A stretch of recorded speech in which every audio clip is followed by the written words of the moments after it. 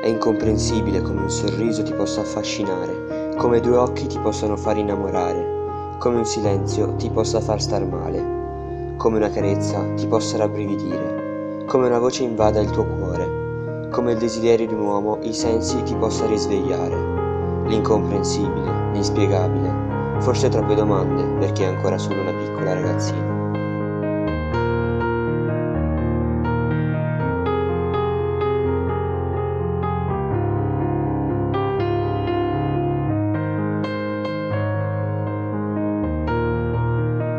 Ora che è morto Borsellino, nessuno può capire che vuoto ho lasciato nella mia vita.